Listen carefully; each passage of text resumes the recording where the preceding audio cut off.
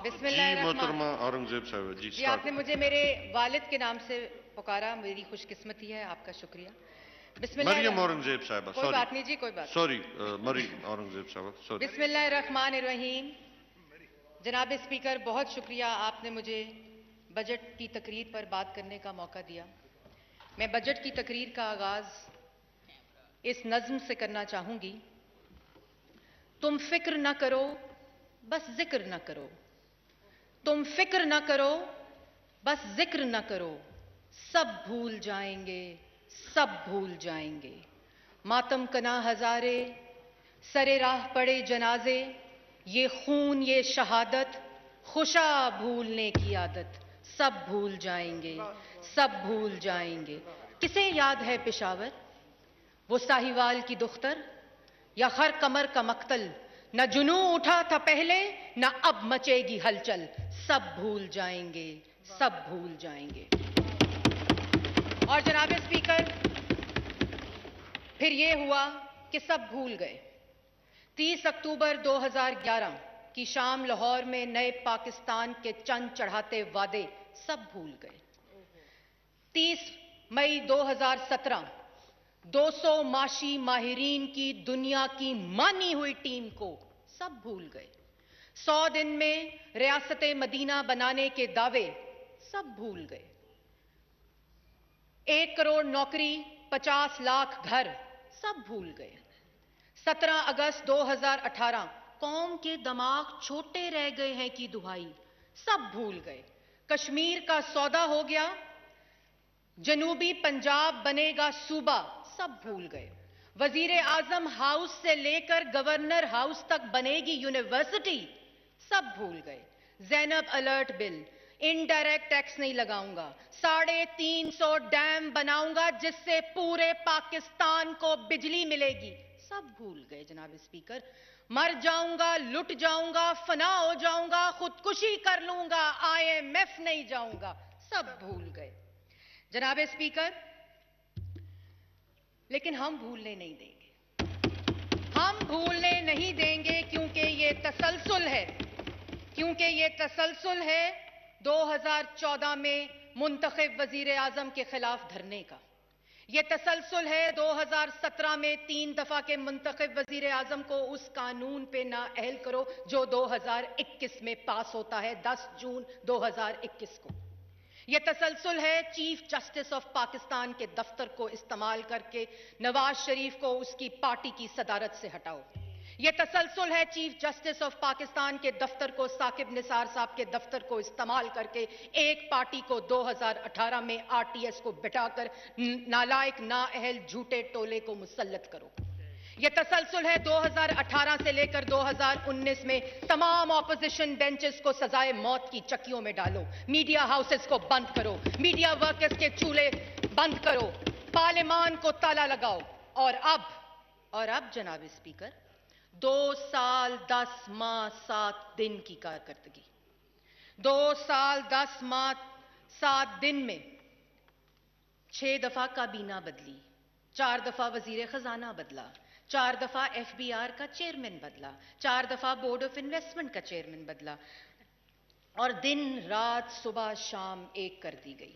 लेकिन 2 साल 10 माह 7 दिन में 16% महंगाई, 50 लाख लोग बेरोजगार, 2 करोड़ लाख गुर्बत की लकीर से नीचे। जनाब स्पीकर, 13,000 का तारीखी कर्जा, अनएम्प्लॉयमेंट रेट 15% पे मुल्क की तारीख की बुलंद तरीन सतह पर, बिजली और गैस के बिलों में 60 से 100% इजाफा, आटे की कीमत में 150% इजाफा, बच्चों के दूध की कीमत में 31% इजाफा, दवाइयों की कीमत में 500% इजाफा, चीनी 2018 में 52 रुपए की, और चीनी कमीशन की इंक्वायरी के दरमियान हम सब ने चीनी 120 रुपए किलो खरीदी। जनाब स्पीकर, पाकिस्तान की आवाम ने 2 माह 10 महीने और 7 दिनों में टमाटर और अदरक 700 रुपए किलो खरीदे। जनाब स्पीकर, हम भूलने नहीं देंगे, हम भूलने नहीं देंगे अखबारात और चैनल पर हमला, हम भूलने नहीं देंगे सहाफियों पर हमला, हम भूलने नहीं देंगे सिविल सोसाइटी का गला घोटा गया, इस पार्लियामान का गला घोटा गया, ऑपोजिशन का गला घोटा गया। जनाब स्पीकर, आज हर पाकिस्तानी 2.25 लाख रुपए का मकरूज है जनाब स्पीकर। और जनाब स्पीकर, जब ये बजट आया तो मैंने सोचा कि इस बजट में एक नए कारीगर को लाया जा रहा है, कोई नई फनकारी होगी, कोई नई चमत्कारी होगी, क्योंकि बड़ा नाम मार्केट में दस्तयाब वजीर कारीगर को लाया गया। और हमने ये सोचा था कि इस दफा इस बजट के ऊपर मस्बत तकरीर करके पाकिस्तान की आवाम के सामने वो तमाम चमत्कारियों और फनकारियों को लाया जाए। लेकिन जनाब स्पीकर, 16 जून की बजट की किताबों की मार खाकर, गालियां खाकर मैं इस नतीजे पर पहुंची हूं कि इन लोगों से पाकिस्तान की आवाम को कोई उम्मीद नहीं है। और जनाब स्पीकर, मुझे पता चला कि क्यों उन्होंने हमें बजट की किताबें मारी, क्यों उन्होंने हमें ऐवान में गालियां दी, क्योंकि हमारी चीखों में उन खवातीन, बच्चियों, बुजुर्गों की चीखें दब जाएं जो अपने अंगूठों पर अनमिनट सिहाई लगाकर रमजान में कतारों में खड़े होकर 20 रुपए किलो, 1 किलो चीनी के ऊपर 20 रुपए बचाने के लिए घंटों कतारों में खड़ी हुई हैं। उनकी चीखें दब जाएं, जो बेरोजगार हैं, जो गरीब हैं। और जनाब स्पीकर, कमाल की कारकर्दगी, 2 साल 10 माह 7 दिन, कमाल की कारकर्दगी है। ये किसी इंसान के बस की बात नहीं कि इतनी तेजी से इतना ज्यादा बेड़ा गर्क किया जाए। तो मैं चाहती हूं कि ऐवान, जिसे ना तो कानून साजी का इख्तियार है, वो इस बात पर गौर करे कि ये क्या गैर मोई ताकतें हैं, ये क्या माफूकुल फित्र कुव्वतें हैं जिसके जरिए इमरान साहब ने इतनी तेजी से इतना ज्यादा बेड़ा गर्क किया है।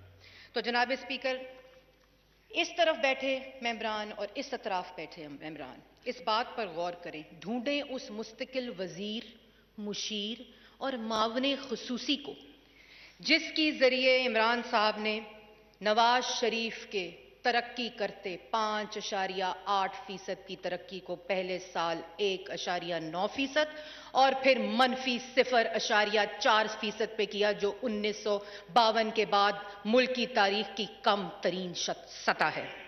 तो जनाब स्पीकर, 16 जून को बजट की कॉपियां खाने के बाद, गालियां खाने के बाद, और जहां इस ऐवान में तकरीर करो तो वजीर बनफ्सो नफीस ठुकाई करते हैं।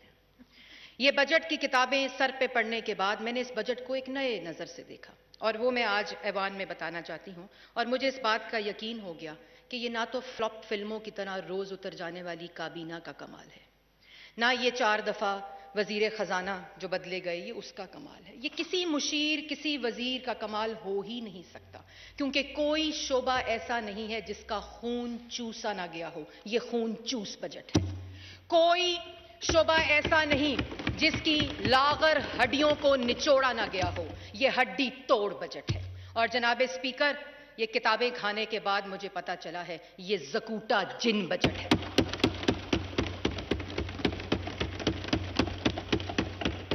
ये किसी वजीर, किसी मुशीर का काम नहीं। ये कमाल की कारकर्दगी उस ज़कूटा जिन के है जो इमरान खान साहब के पास पहले दिन से मौजूद है, जो कहता है मैं क्या करूं, मुझे काम बताओ, मैं किसको खाऊं, और जिसकी कारकर्दगी की वजह से आज दुनिया की दूसरी बड़ी तादाद 22 बिलियन बच्चे पाकिस्तान में स्कूलों में नहीं जा रहे। ये उसकी कारकर्दगी है कि पाकिस्तान में आज बेरोजगारी की सतह 15% मुल्क की तारीख की सबसे बड़ी सतह है। ये उस ज़कूटा जिन का कमाल है कि जिसने सरकारी मुलाजमीन के मेडिकल बिलों पर 10 बिलियन का टैक्स लगा दिया। ये उस ज़कूटा जिन का कमाल है जनाब स्पीकर, जिसने कहा मुझे काम बताओ मैं क्या करूं, मैं किसको खाऊं, मुझे काम बताओ मैं क्या करूं, मैं किसको खाऊं, और बच्चों के दूध, दही, मक्खन पर 17% टैक्स लग गया जनाब स्पीकर। और जनाब स्पीकर, ज़कूटा जिन ने कहा मुझे काम बताओ मैं क्या करूं, मैं किसको खाऊं, और पेट्रोल के ऊपर 610 बिलियन की लेवी लग गई और पेट्रोल बजट के दूसरे दिन महंगा हो गया। जनाब स्पीकर, ये ज़कूटा जिन खाली बजट नहीं बनाता, ये सहाफियों पर दिन दिहाड़े गोलियां बरसाता है, ये सहाफियों पर हमला करता है, ये सेंसर करता है, ये पार्लियामान पर हमला करता है। और जनाब स्पीकर, इमरान खान का ये ज़कूटा जिन मैं रिकॉर्ड पर कहना चाहती हूं। आज मैं ऐवान में ये रिकॉर्ड पर बात रखना चाहती हूं। बिल्कुल सही कहते हैं इमरान खान साहब ना नालायक हैं, ना नाअहल हैं, ना करप्ट हैं, ना झूठे हैं, ना चोर हैं, ना वो यू टर्न लेते हैं। ये सब शोबे, ये तमाम पोर्टफोलियोज उन्होंने ज़कूटा जिन के हवाले किए हुए हैं। और ये ज़कूटा जिन ने कहा इमरान खान साहब को, मुझे काम बताओ, मैं क्या करूं, मैं किसको खाऊं। 450 अरब की चीनी खा गया, 122 अरब की LNG खा गया, 250 अरब का आटा खा गया, 1200 अरब की वैक्सीन खा गया, 23 फॉरेन फंडिंग अकाउंट से ज़कात के पैसे खा गया जनाब स्पीकर। लेकिन इमरान खान करप्ट नहीं जनाब स्पीकर, झूठा नहीं, नालायक नहीं, नाअहल नहीं। यह सब ज़कूटा जिन का कमाल है जनाब स्पीकर।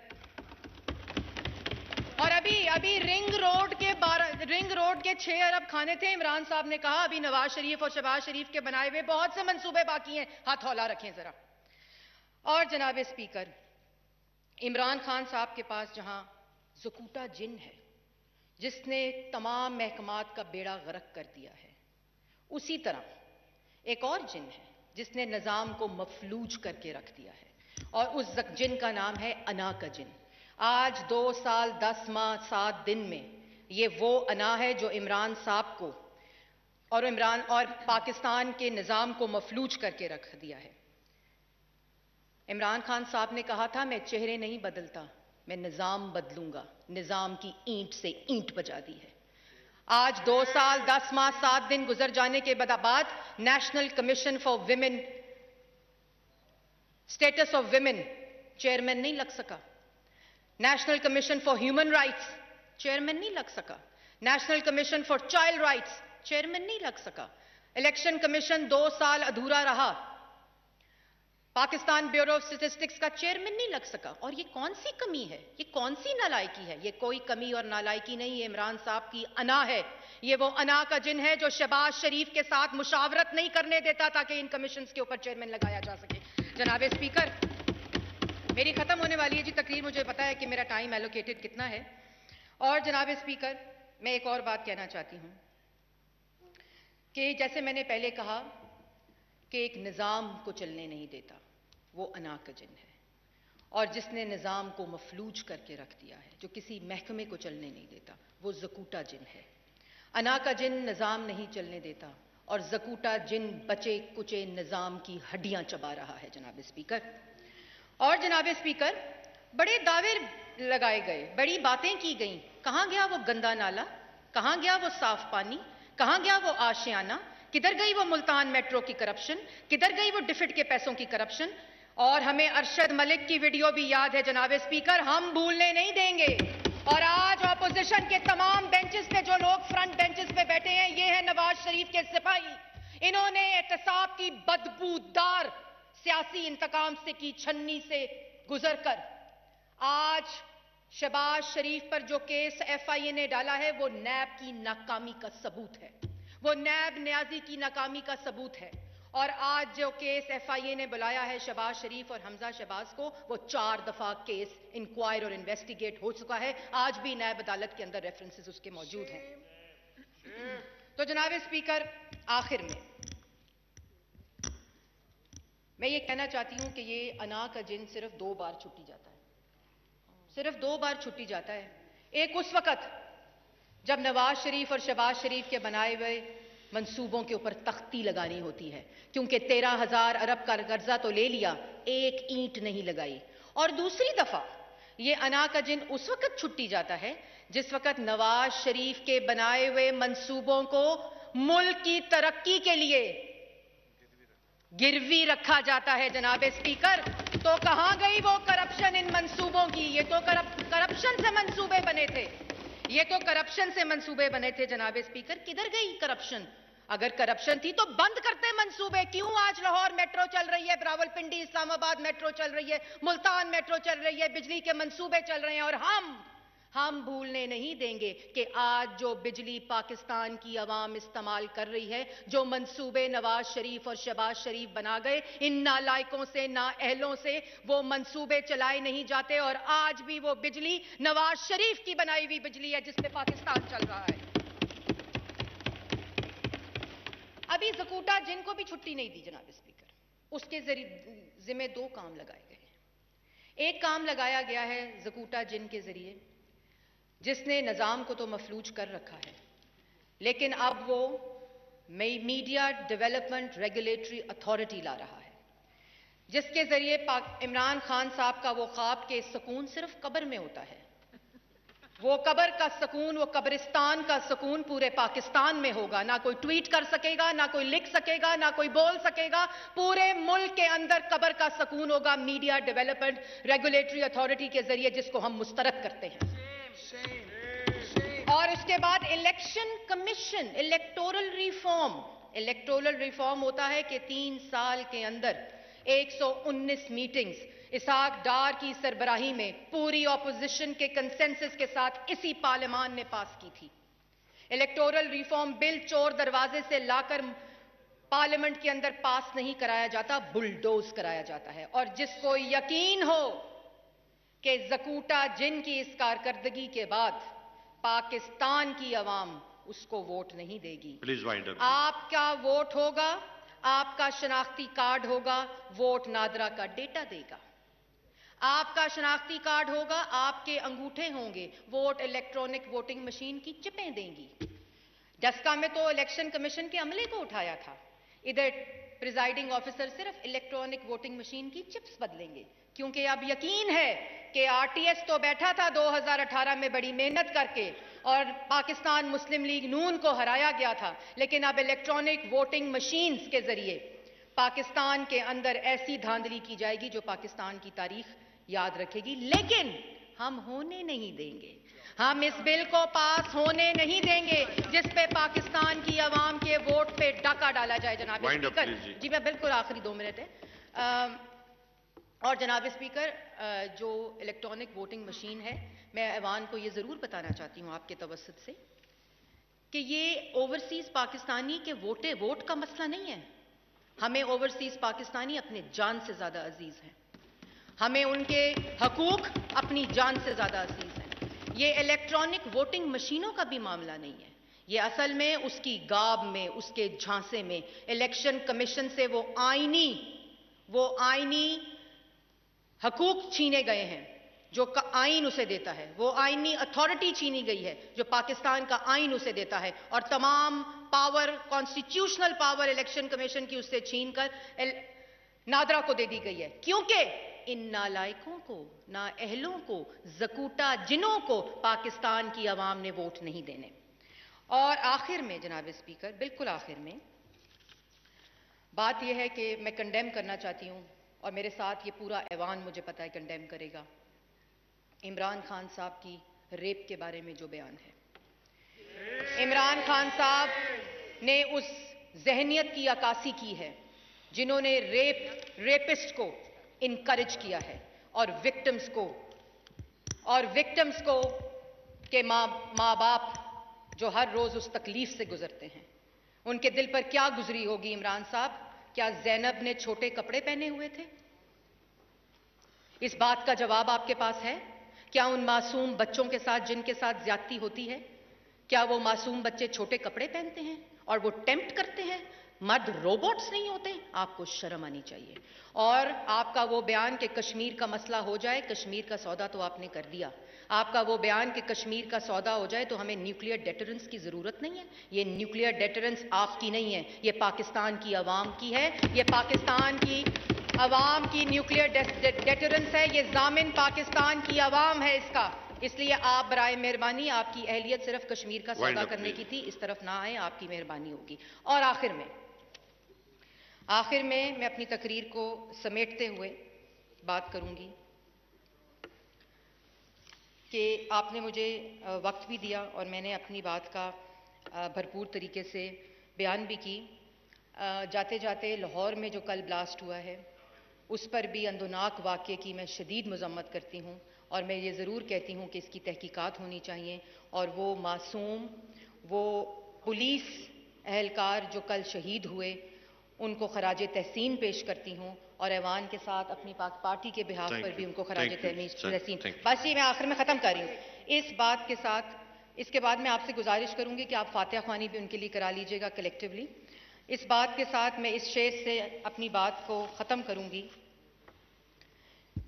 ये ज़र की जंग है न ज़मीनों की जंग है, ये जर की जंग है न जमीनों की जंग है, ये जंग है बका के असूलों के वास्ते। और जो खून हमने नजर दिया है जमी को, जो खून हमने नजर दिया है जमी को, वो खून है गुलाब के फूलों के वास्ते। और फूटेगी सुबह अमन, और फूटेगी सुबह अमन, लहू रंग ही सही। फूटेगी सुबह अमन, लहू रंग ही सही, कुछ कोर बातनों की नजर तंग ही सही। Thank you. पाकिस्तान जिंदाबाद। जी डॉक्टर सीमी बुखारी साहिबा जी।